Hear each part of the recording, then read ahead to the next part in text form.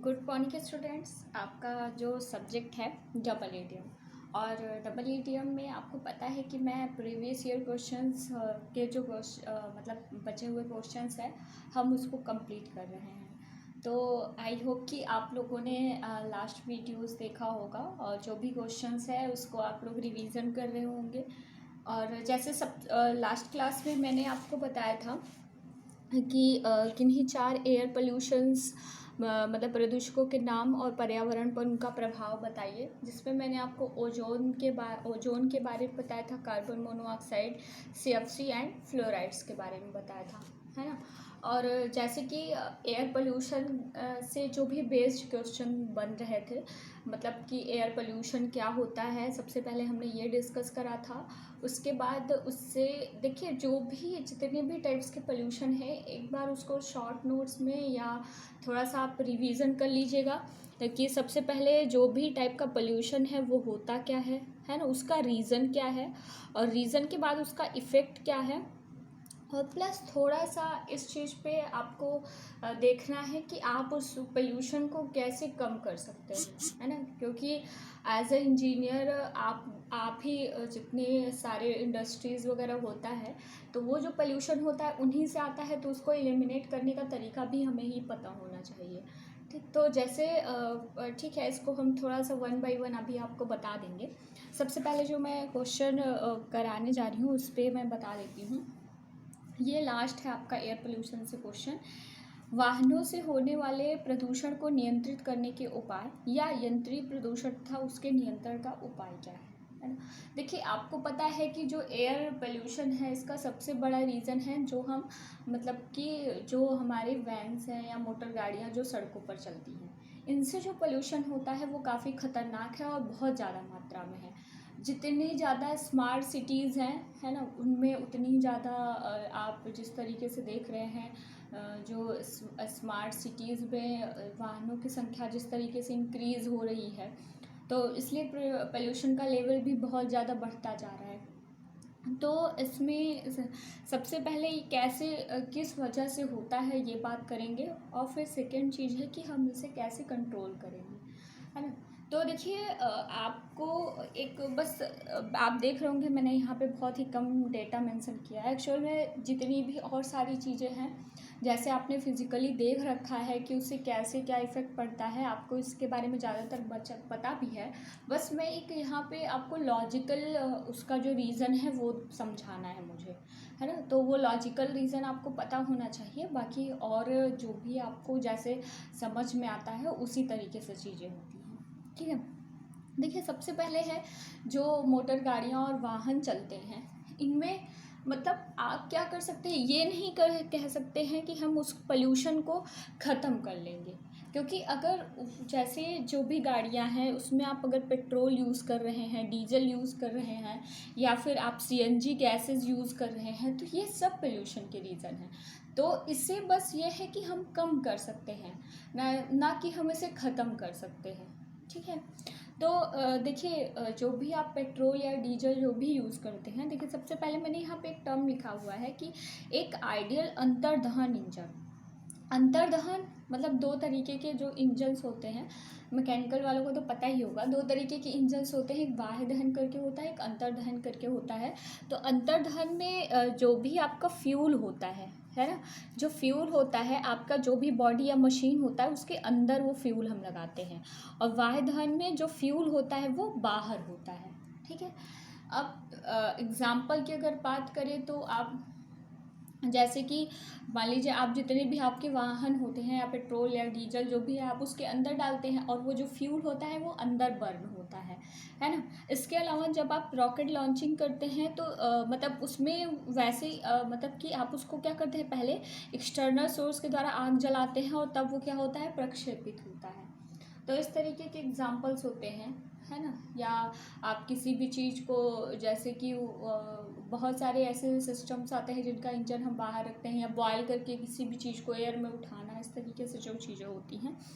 तो देखिए एक आदर्श इंजन में वायु का जो अनुपात होता है वो 14.7 है, जिसके कारण जो कार्बन डाइऑक्साइड होता है वो जलकर वाटर तथा नाइट्रोजन में चेंज हो जाता है। देखिए, अगर हम बात करते हैं जो पेट्रोल और डीजल है ना, तो अगर आप मान लीजिए पेट्रोल या डीजल का जो भी वाहन है यूज़ करते हैं, तो इसमें जो भी मतलब जब ये फ्यूल जलता है तो उसका जो आइडियल की हमने बात करी है कि 14.7 होता है, अगर इस आइडियल कंडीशन में होगा तो जो मतलब मैंने लास्ट क्लास में भी आपको बताया था कि जो फ्यूल है वो पूरी तरीके से जल जाना चाहिए, है ना। अगर वो पूरी तरीके से जल जाता है तो क्या होता है, कार्बन डाइऑक्साइड में कन्वर्ट हो जाता है और ख़त्म हो जाता है। लेकिन अगर जो फ्यूल है वो पूरी तरीके से नहीं जल पाता है तो क्या बन जाता है, कार्बन मोनोऑक्साइड के फॉर्म में बन जाता है, और वो पता है आपको क्या होता है, खतरनाक होता है। इसी वजह से कहा जाता है कि आप जो इंजन है उसके मेंटेनेंस हमेशा प्रॉपर तरीके से होनी चाहिए, क्योंकि उसके अंदर जो भी आप फ्यूल डाल रहे हैं उसको पूरी तरीके से जलना बहुत ज़रूरी होता है। अगर वो नहीं जलेगा तो वो कार्बन डाइऑक्साइड ना बनाकर बहुत सारी हानिकारक गैसें उससे जनरेट हो जाती हैं। ठीक है, देखिए जैसे यहाँ पे लिखा हुआ है। अब देखिए, अगर आप पेट्रोल का वाहन यूज़ करते हैं तो उसके लिए जो अत्तर दहन है वो 12:1 का होना चाहिए, और डीजल के लिए 16:1 का होना चाहिए। अब अगर ये पूरी तरीके से जल गया है ना, तो क्या बन गया, कार्बन डाइऑक्साइड में बन गया, और कार्बन डाइऑक्साइड के पास आपको पता है कि मतलब जो कार्बन डाइऑक्साइड ये बाहर निकलने के बाद रिएक्ट करके वाटर में भी कन्वर्ट हो सकता है। या आपको पता है कि हमारे वायुमंडल में नाइट्रोजन गैस की मात्रा बहुत ज़्यादा है, तो वो नाइट्रोजन में भी कन्वर्ट हो सकता है। तो इसमें कन्वर्ट होने से हमें ज़्यादा नुकसान उसका नहीं है। लेकिन अगर वो पूरी तरीके से नहीं चलता है तो क्या किस में कन्वर्ट हो जाता है, कार्बन मोनोऑक्साइड में और हाइड्रोजन में, मतलब जिसे H2O बनाना था। क्योंकि यहाँ पे आप देख रहे हैं क्या हो रहा है, ऑक्सीजन ही कम हो गया, क्योंकि यहाँ पे आपका क्या है, इसे बोलते हैं हम मतलब जो ये आपका ओ का अकेला मॉलिक्यूल हो गया। ठीक है, तो ये इसे हम वैसे बोलते हैं जो नवजात ऑक्सीजन बोलते हैं, ये जलता नहीं है, और जब ये नहीं जलता है तो ये हमारे इन्वायरमेंट में उसी तरीके से क्या होता है, आ जाता है और बहुत नुकसानदायक होता है। फिर हाइड्रोजन गैस जो होती है, हाइड्रोजन भी आपको पता है ये सबसे ज्वलनशील गैस होती है, जिससे आप कहते हैं कि जो टेम्परेचर क्या क्या हो रहा है, बढ़ रहा है ना, ये एक्चुअल में बहुत ज्वलनशील गैस होती है जो हाइड्रोजन होती है, और ये हानिकारक भी होती है। तो ये इस फॉर्म में कन्वर्ट हो जाता है। ठीक है, तो सिंपल आपको लिखना कैसे है कि एक आदर्श गैस इंजन में इतना अनुपात होना चाहिए जिसके मतलब अगर इस अनुपात में जो ईंधन है वो अगर जलता है तो कार्बन डाइऑक्साइड किस में कन्वर्ट हो जाता है, जल और नाइट्रोजन में कन्वर्ट हो जाता है। अगर हम पेट्रोल वाहनों की बात करते हैं तो उसके लिए आदर्श अंतर्दहन इंजन में वायु के जलने का अनुपात होता है 12:1 का होता है। अगर जो फ्यूल है वो इस अनुपात में नहीं जलता है या पूरी तरीके से नहीं जल पाता है तो जो फ्यूल है वो जलकर कार्बन मोनोऑक्साइड और हाइड्रोजन बना लेता है, जिसकी वजह से पोल्यूशन का खतरा बढ़ जाता है। और अगर हम डीजल इंजन का यूज़ करते हैं तो उसका रेशियो क्या होना चाहिए, 16:1 होना चाहिए। और अगर ऐसा नहीं होता है तो क्या बना लेता है, नाइट्रोजन डाइऑक्साइड बना लेता है। देखिए यहाँ पे हमें क्या बनाना था, नाइट्रोजन बनाना था और वाटर बनाना था, लेकिन ये इससे क्या बन गया, हाइड्रोजन बन गया, और इससे क्या बन गया, नाइट्रोजन डाइऑक्साइड बन गया। और आपको पता है नाइट्रोजन डाइऑक्साइड या नाइट्रस ऑक्साइड ये सब ग्रीन हाउस गैस में आती हैं। ठीक है, तो इस तरीके से ये इसका एक लॉजिकल रीजन है, इस तरीके से गैसों का कंपोजिशन होता है। मतलब आपको ये बताना है कि आप जो भी फ्यूल यूज़ करते हैं वो आपके वाहन के अंदर वो पूरी तरीके से जल जाना चाहिए। ठीक, जिस भी आइडियल रेशियो में बताया गया है। अगर ऐसा नहीं होता है, फ्यूल पूरी तरीके से नहीं जल पाता है, तो इसका मतलब वो जो ऑक्सीजन होती है मतलब वो जो ऑक्सीजन होती है वो मतलब अपने O2 के फॉर्म में नहीं होती है। ठीक, तो वो नहीं जलती है। जब नहीं जलती है तो जो कार्बन मोनोऑक्साइड या नाइट्रोजन डाइऑक्साइड वगैरह ये सब इन्वायरमेंट में आ जाती हैं और वो कारण बनती है एयर पोल्यूशन का।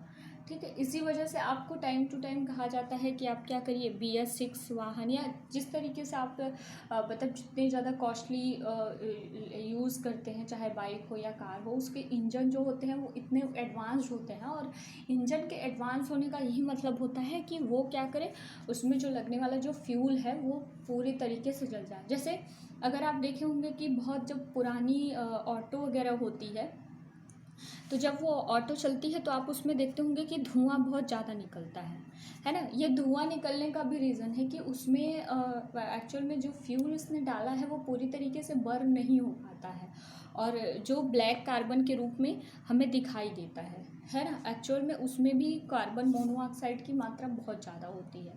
तो इस तरीके से है। अब इसको नियंत्रित करने की उपाय यही हैं। इसके बारे में अगर हम कहें तो आप अच्छे क्वालिटी का जो इंजन है उसको यूज़ करा जाए, प्लस ऐसे मानक निर्धारित किए जाएं मतलब कि वाहनों को लेकर, जिससे कि एयर पोल्यूशन को कम से कम किया जा सके। ठीक है, मतलब हर चीज़ का उसका स्टैंडर्ड बनाना चाहिए। और टाइम टू टाइम जितनी भी आपके वाहन हैं उनके बारे में रिपोर्ट सबमिट करानी चाहिए कि जो इसमें जो ये जो जैसे रेशियो है ना, इसका क्या स्टैंडर्ड है, ये उस मानक को जो आपका वाहन है वो पूरा करता है कि नहीं करता है। ठीक, और जैसे स्मार्ट सिटीज़ हैं जहाँ पे मतलब ऐसे रोड्स वगैरह बहुत ज़्यादा हैं, तो वहाँ के जो एयर है वहाँ का time to time air testing करना चाहिए, जिससे पता चलेगा कि मतलब उस इन्वायरमेंट में गैसों का क्या कंपोजिशन है। और सबसे इम्पॉर्टेंट चीज़ है कि इसमें जो हमारे आम जो सिटीजन्स हैं वो काफ़ी भूमिका निभा सकते हैं। मतलब कि आप जितना से कम हो सके, जैसे कभी होता है हमें ऑन फुट जो चीज़ें होती हैं, लेकिन हम क्या करते हैं बाइक या कार से जाते हैं, तो जितना से कम हो सके आप ऐसे वाहनों का यूज़ कम करें।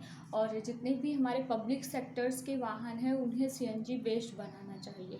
ठीक है, मतलब कंप्रेस्ड नेचुरल गैसेज जो होती हैं, तो इससे जो पेट्रोल और डीजल का फ्यूल होता है ये काफ़ी ख़तरनाक होता है। जैसे आप घरों में गैस सिलेंडर यूज़ करते हैं तो वो भी सीएनजी फ्यूल से चलता है, और उसमें भी अंतर्दहन होता है, लेकिन इसमें जो फ्यूल होता है वो पूरी तरीके से जल जाता है, जिसकी वजह से इससे जो पोल्यूशन होता है वो काफ़ी कम हो जाता है। ठीक, तो ऐसे जो भी आइडियाज़ हैं वो आपको देने हैं। ठीक है, ओके, थैंक यू।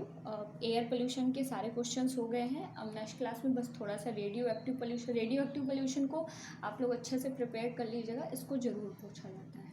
ठीक है, ओके।